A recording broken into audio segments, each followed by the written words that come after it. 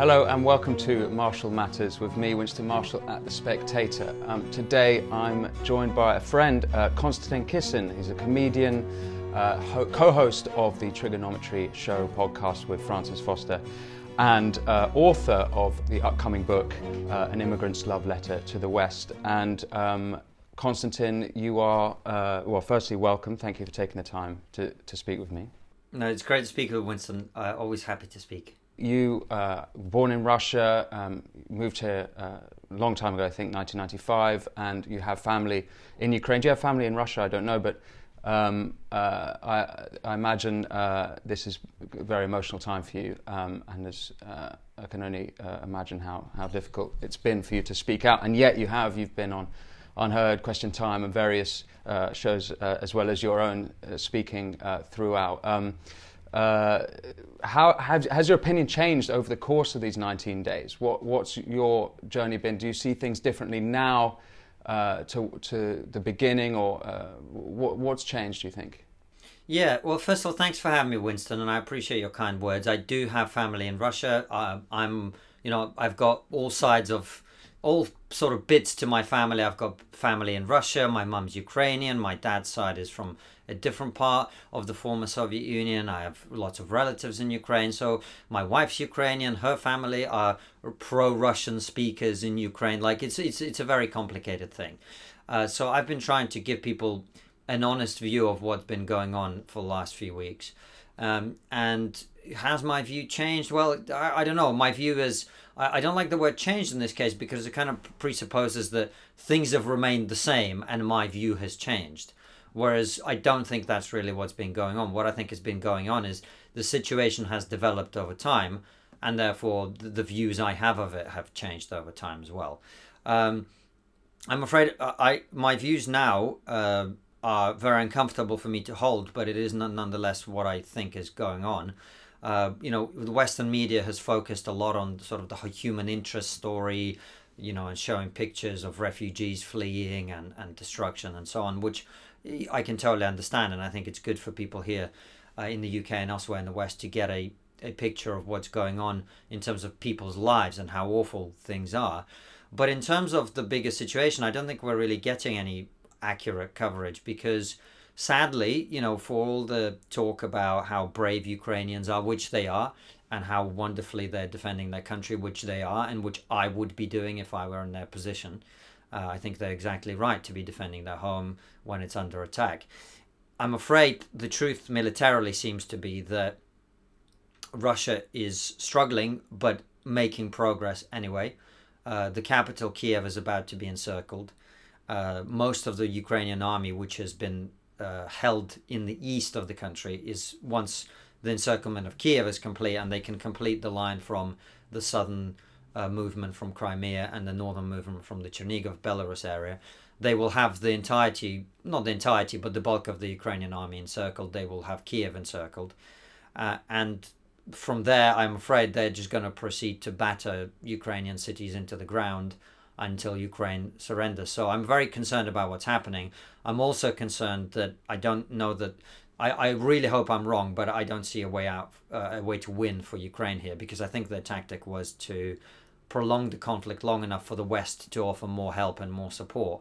I think it's quite clear now the West isn't going to do that beyond the level of what it already has done. So I'm concerned that more lives are going to be lost, more hate is going to be built up, more atrocities will be committed on both sides. And leave a resentful atmosphere that will last for generations. Now, I think it's unavoidable anyway, but I just worry that the longer the conflict goes on, the more casualties, whether immediate or long-term, they're going to be, without necessarily changing the outcome of this war. And what do you think that outcome will be? Do you have a kind of concept? You've spoken very eloquently explaining Putin's position, and in fact in a way that the mainstream media and the alternative media seems to be failing to do. A lot of people call him mad rather than trying to understand what he wants. And given that you're sort of projecting that or forecasting that he is going to win and probably a very high casualty list on both sides, what do you think outcome that he'll want when it comes to a negotiation, when it comes to a partition? What do you think that looks like? Well, I don't know that there will be a partition. I think that's very much up for discussion, really. I think what it looks like is the enforcement of Russia's initial demands. Russia's initial demands were recognition of Crimea as part of Russia, Crimea being the peninsula that Russia annexed in 2014. It means recognition of independence for the two so-called breakaway republics in the east, with no doubt the long-term aim that they join Russia in the long term. And then you come to the other 2 points on their list, which is what all this fuss is really about, which is what they call a neutral Ukraine, by which they mean going back to a period of time when Moscow decided who gets to be president in Ukraine, and a puppet government and a pro-Russian redirection of culture, of media, of commentary, of society, the forcing out from the public space of anyone who has a more Ukrainian nationalist agenda or nationalist view, or a pro-Ukrainian view, or is in favor of Ukrainian language being predominant in Ukraine, and so on. And the fourth point being what they call denazification, which is essentially part of the same process, which is having pretended that Ukraine is run by a bunch of Nazis in order to be able to invade, they then have to get rid of certain people who they've claimed are Nazis, which is that there is a small minority of people in Ukraine who are genuinely on the far right, a very small minority, but for the most part that will be about ridding the structures of power of people who are opposed to Russian dominance in Ukraine. And you've also spoken, you've actually gone further than that, and said that this would actually just be the beginning, and that he'll look to, let's say, the other Baltic states, which have Russian, large minorities of Russian-speaking and culturally Russian people there, and that will be the next frontier. And do you still stand by that opinion? Well, I never quite said this. What I said was that is a possibility, and that's why those countries were desperate to be in NATO. I wasn't suggesting Vladimir Putin was about to invade the Baltic states, although, of course, he has very good reason to. People who want to look at a political map of Eastern Europe should find the Kaliningrad region on a map, and they'll see that Russia has a piece of its territory that is disconnected from the rest of Russia, and the two countries that stand in its way are Latvia and Lithuania. So there is a geopolitical reason for him to want to do that. But I would also think that the reaction from the West has shocked Vladimir Putin, as it shocked me, frankly. I was not expecting as strong and as coordinated and as united a response from Western countries as we've seen. So I don't think that he would be, certainly at this point, even thinking about that. I think in the immediate, his focus will be on trying to win the war in Ukraine, or get a win that he can sell as a win back home, and trying to save Russia's economy from the impact of the sanctions, which will really, really hurt. I don't think he'd be thinking about invading further at this point.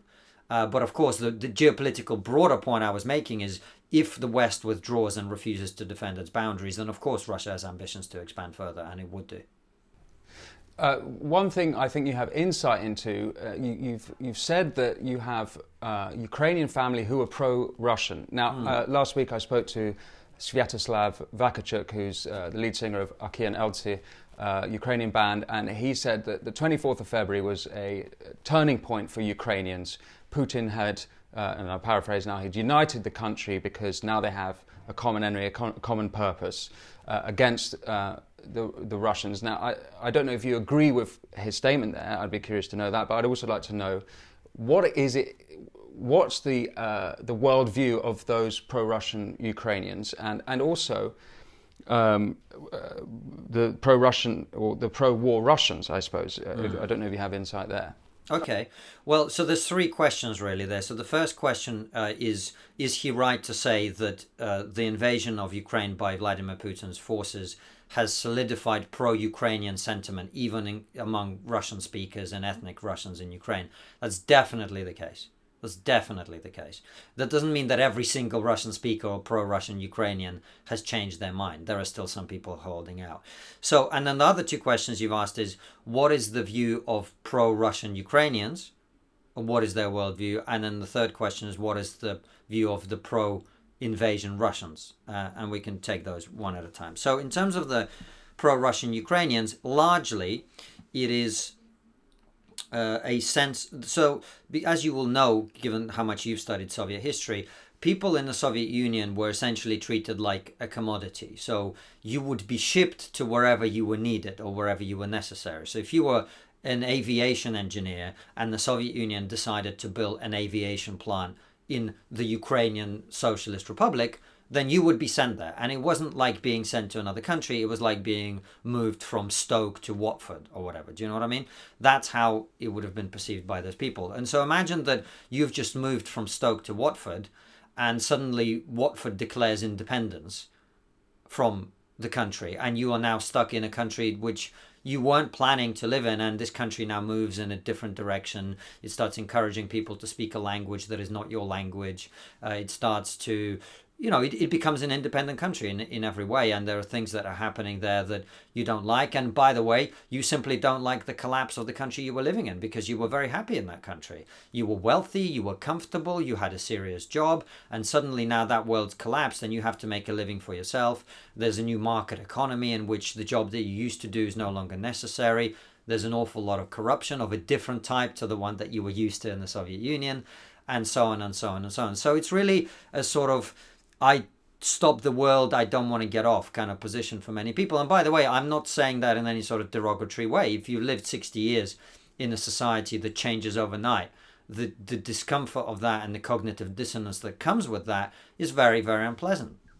And so there are some people who feel that they were just, victims of a historical misfortune. And here's an opportunity to correct that. They never wanted to be apart from the greater country of Russia. They never felt Ukrainian. Sometimes there were people who were just Russian people who ended up living in this part that the Soviet authorities designated as Ukraine. They never saw themselves as part of Ukraine. They saw themselves as citizens of the Soviet Union. But presumably then, it's got to be deeper than that, because they could just move back to Russia. I mean, I know moving. Oh no, they don't want to move back to Russia. They want Russia to move into this part, because they consider historically, culturally, religiously part of the Russian world. That's the phrase that Vladimir Putin's used. So there are people who, I'm not saying their position is right or logically consistent. You just asked me to describe it, and so I am. That is their worldview. And also you add to that the sort of humiliation of the collapse of the Soviet Union. We were this great power that everyone had to, they might not have liked us, but at least they had to reckon with us. And suddenly we live in this small, powerless country called Ukraine that is unstable and economically not as prosperous as we'd hoped, and it's not able to punch its way on the international stage to any sort of great outcome. So all of those things combined together with history, with religion, etc., and we can get into the religious side of it. There are a lot of reasons for a small minority of people in Ukraine to feel, betrayed by history, betrayed by fate. And if that can be remedied, they'd be quite happy with it. Now, how many of those people are watching Ukrainian cities now being destroyed by Russian forces and still hold that opinion? I don't know, but there will be some who are still in favor of it. And they won't be. Are they doing it? Are they signing up to the Russian military? I guess they can't do that, but I don't imagine so. I think in the breakaway regions there are sort of pro-Russian people who are part of the forces that are fighting against Ukrainians and the Ukrainian army from that particular area. In Russia, and this is, you'll think I'm insane for citing an RT poll, and it said that Putin's popularity had gone up 10% throughout the course of the war, and given that it's RT, one could be surprised that it wasn't said to go up 1,000%. So obviously, I don't trust that news source. But it doesn't seem unrealistic to me that he would have gone up in popularity. He was already immensely popular by some polls there, particularly amongst elder generations. I've seen one thing that indicates to me that the youth don't feel the same way. I just saw that there's been 1.5 million purchases of VPNs to use the internet because the government are banning social media, all the usual social media sites, so that they can maintain, their propaganda lines and consistent ideology among its population. But that implies that there's pushback from certainly the youth or a part of the population. Do you think it's believable that Putin's gone up in popularity? Well, I share your skepticism about the source of this particular poll, but I have no hesitation in believing its results in this particular instance. There's no question that Putin's popularity has gone up, and this is one thing that people in the West don't seem to understand. All you need to do is spend a few hours watching Russian national television to understand the mood of the country. The mood of the country is a product of decades now of... Look, when I use this term, I want people to be very clear that I'm in no way suggesting that Vladimir Putin is Adolf Hitler or that he's in any way, you know, an anti-Semite or has a racial animus in what he's doing or anything of the kind. There's no evidence for that, and I'm not suggesting that.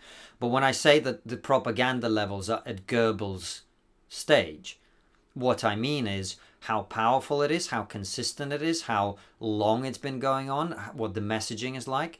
Look, the people in Russia are cut off, as you say, from all sorts of independent information. And if you watch mainstream Russian television, there isn't like a question time debate where you get a person from this party and from that party having a discussion and a disagreement. It is 3 hours at primetime television in which there is one message that is reinforced with very graphic footage, and Russian people are being told that there's a genocide being committed in eastern Ukraine, that Ukraine is full of Nazis who are running the country. There's several instances now where prisoners of war, Russian prisoners of war, are on camera saying, I'm shocked by being here and what's happened because I literally thought there would be swastikas everywhere. That's the level of indoctrination. So the country, so I'm giving it to you from the Russian perspective. Now, I make it clear. So they buy, this is what Putin put out in his speech, was it 2 days before he invaded or the week before? In essence, the people believe that narrative and that long history of Russian civilization. Sorry. And you've got to remember as well, you know, in one of the things that has happened in Russia since the collapse of the Soviet Union in 1991 is that there's been a loss of power and a loss of purpose in many people's eyes. And where do you go back to in order to rekindle your sense of your national glory and unity and achieving something great together? It's World War II. The Russian national myth, I'm not saying it's a myth as in it's not entirely true. I'm saying, you know, every country has a national myth of some kind, something you tell yourself to be proud of your country. And the Russian national myth is we defeated fascism. And that view, that point of view, has been present for the last 20 years since the collapse of the Soviet Union, to the point where cars in Moscow streets would be driving around with the words, with bumper stickers which say "Можем повторить," which means we can do it again. And that is a specific reference to defeating Nazism and defeating Hitler.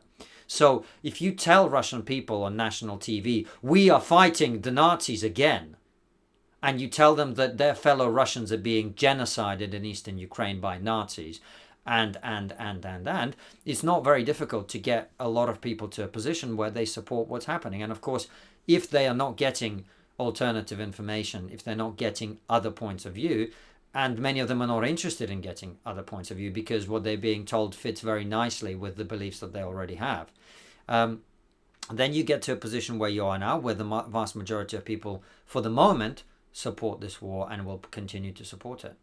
Yeah, that Nazi analogy is so potent there. I remember, was it 2018? I think Boris Johnson said, when he would have been Foreign Secretary, I think, at the time, he said something about Russians being like the Nazis. I can't remember exactly what he said, but it really upset the Russians because, was it 10 or 15 million Russians 20 million. 20 million Russians died fighting the Nazis. So now, when you see, is it the Azov or the Azov battalion, who are a small group by comparison with the population of the country, that perfectly ties into the Russian narrative and supports this idea of denazification. Well, there's a Ukrainian element to this which is sadly unfortunate but true, which is during World War II, when Stalin expanded the borders of the Soviet Union by joining forces with Hitler and annexing half of Poland and Latvia, Estonia, Lithuania, and part of Bukovina as well, is he expanded the borders of what is now Ukraine, what was the Soviet Ukraine, onto a piece of Poland which had a Volyn, it's called in Russian, which had a very small anti-Polish, anti-Jewish, Ukrainian nationalist, essentially fascist cell. This was a tiny number of people who wanted independence from Poland. They wanted to be free of the Soviets, and they happened to be fascists in the way that they thought, in what they wanted to achieve. And when Nazi Germany attacked the Soviet Union, these people tried to work with Nazi Germany in order to hopefully get independence for Ukraine. That's how they saw it. They were completely unrepresentative of anybody. Their entire activities during the war consisted of fighting against Soviet partisans and massacring the local Polish and Jewish populations. And they eventually, most of them ended up either in servile positions vis-a-vis the Nazis or in Nazi concentration camps, because what they wanted was to be independent and the Nazis just wanted to use them for their own purposes. So this is a bit of a historical aside, but the reason I'm including it is that the Ukrainian authorities, in seeking to cultivate a Ukrainian national identity, did, I think, make several mistakes. One of them was to make the leader of this organization, Stepan Bandera, a sort of national hero, because Ukraine, a relatively new and very unstable country historically, didn't have any national heroes to aspire to. It didn't have the Winston Churchills and the whatevers. And I think maybe there would have been an element of sort of rubbing Russia's nose in this thing as well. So there were some mistakes that were made, but to suggest that Ukraine is full of Nazis or whatever is of course absurd. But we should also be honest and say that there's a sliver of Ukrainian society that is very anti-Semitic, and in a very particular part of Ukraine, historically isn't even part of what we now call Ukraine, there was that problem. And there are a few people who are followers of that ideology, and some of them are fighting to defend Ukraine, just like there are people like that in Russia. And if Russia came under attack, as someone who was a Jewish dark-skinned kid growing up in Moscow, I had to be very careful to avoid hordes of neo-Nazis that were roaming the streets of Moscow in the 90s, because these ideologies have always been popular in Eastern Europe. Anti-Semitism has always been popular, well, I say in Eastern Europe, in Europe in general. So this is just a factor. And likewise, if the UK came under attack, I think we'd probably have a few sort of racist, ethno-nationalist, of which there's a few still left, organizing and trying to quote-unquote defend our country from the evil enemy. That's just what happens, and the people who are responsible for unleashing these forces are, in my opinion, the aggressive invaders who are putting a country in a position of war, when of course that's the tragedy of war, is the worst elements of all societies come together and they are unleashed upon each other and upon the country in which the war is going on.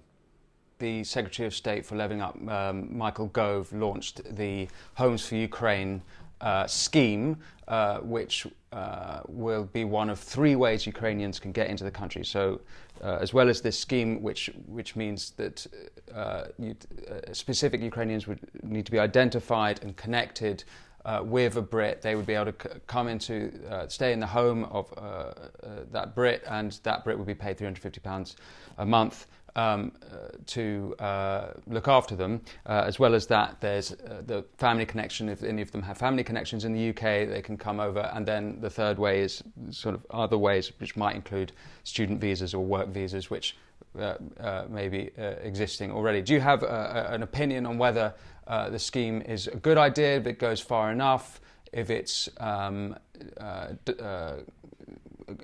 doesn't go far enough? What's your take on that? My take on refugees is usually the same, and it's particularly true here because I speak to people who are fleeing war all the time. In my opinion, the best way to help refugees, particularly in a situation like this where the truth is the overwhelming majority of them will want to come back when this is over. The best way and the most cost-effective way is for people to be looked after in the countries where largely they are being looked after now, which is the neighbouring countries like Poland, like Slovakia. And the Polish and Slovakian and other neighbouring countries and people of those countries have been incredibly generous. And my view is we should be putting money and support and charity. We on Trigonometry raised over £55,000 for various charities that are doing work on the ground there. In my opinion, that's a much better way of helping people because, first of all, it's far more cost effective. £10,000 in Poland goes a lot further than it does in the UK. But also it means that people are not permanently detached from the place that they want to come back to. It's different in different situations. I imagine, I know you do a lot of work with Hong Kong, and I imagine not many of those people are leaving in order to then come back because they don't see a future for themselves in a Hong Kong that is dominated by China in the way that it is. But in this instance, there will be a lot of Ukrainians that do come back, even if the country is sort of more pro-Russian or whatever. Do you see what I'm saying? So in my opinion, what we should do is what's best for those people and not what makes us feel good about us. And so I'm not one of these people that thinks that the British government is atrocious for its handling of refugees or whatever. Refugees are being welcomed in neighboring countries, and our efforts and our money and our energy and our charity donations and our other things that we put in place, in my opinion, should be directed primarily at helping people on the ground, making sure that people who are fleeing war and make it to Poland or Slovakia, whatever, have everything they need there so that we can support them to be able to return to their homes once all of this craziness is over. There's some important differences to point out, referring to Hong Kong, is firstly, Ukrainian men under the age of 60 are forbidden from leaving Ukraine and they're encouraged to join the military there. So this is women and children who are leaving the country.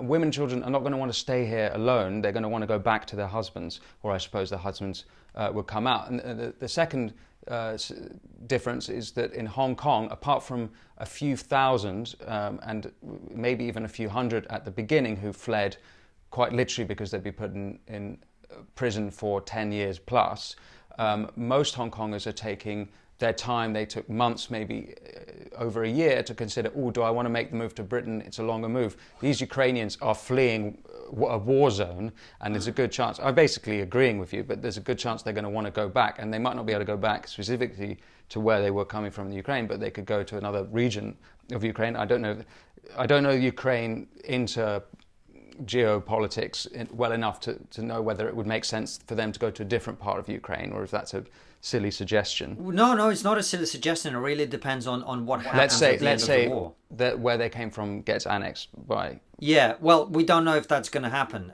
This is one of the things we didn't quite touch on, but I don't know that a partition is necessarily how this is going to end.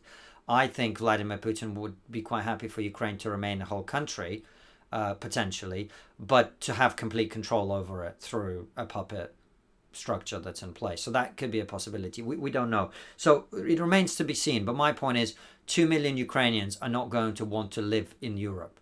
A lot of them will want to come back to their country. And also the other thing that people forget is, people generally tend to move to countries with a similar culture. They generally tend to move to countries where the language is similar or is easy for them to pick up, where there is already a lot of fellow Ukrainians in this case. And somewhere like Poland is a much better fit. There's already been quite a lot of Polish or Ukrainian immigration into Poland, quite ironically, to replace a lot of the Polish people who are coming to Western Europe to work. And that it's been that shift in place for a long time. So look, all I'm saying is I think we've got to make sure that what we're doing is aimed at helping Ukrainians as opposed to helping us alleviate the guilt that we feel because we can't do anything about the situation. And that's always been my focus, about helping the people who need the help, getting them out of the conflict, getting them to a safe location where they're going to have food, they're going to have electricity, etc. And that's, to me, where our focus should be. And as I say, that's where the money is better spent as well, in my opinion.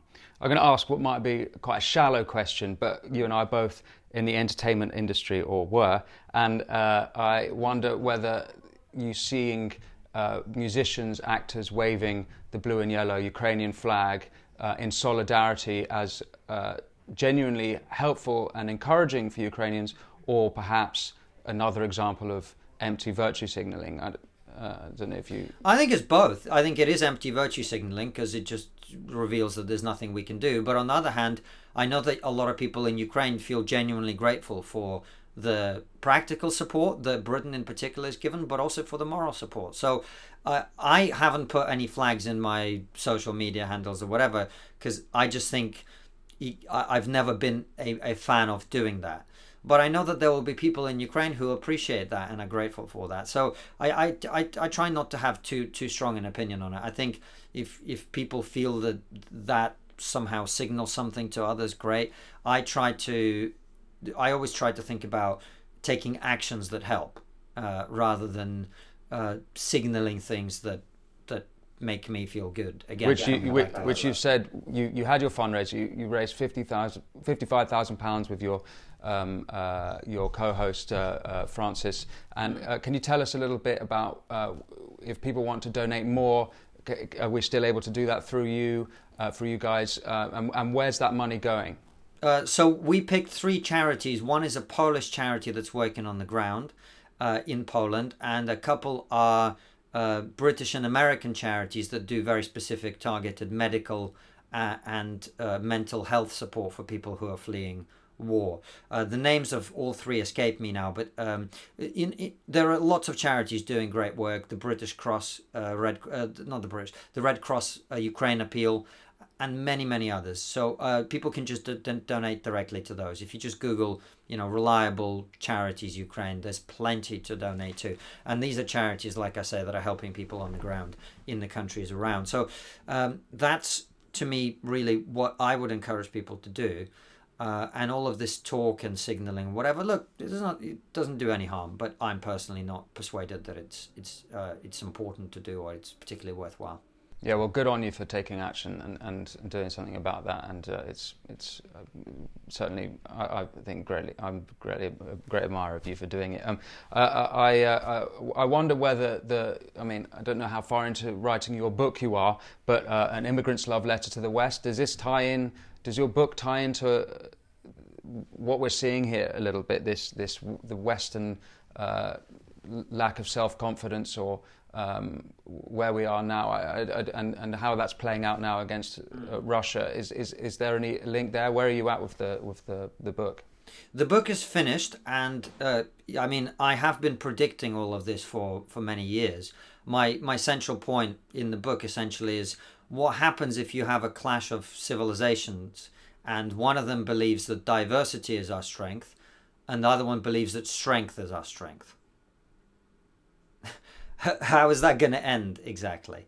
And what I've been saying for a long time is that we have become a combination of 2 separate things. The first of which is we have become, particularly Western elites, have become a sort of self-loathing, nihilistic, navel-gazing people who want to hate ourselves for the sins of our forebears and focus entirely on how privileged we are and how evil we are and how evil our history is and how bad we are and how much we must constantly atone for our sins, while at the same time ignoring the fact that the rest of the world, particularly China, Russia and other powers, don't see the world like this at all. They see the world as a very simple competition for materials, resources, power, influence, etc.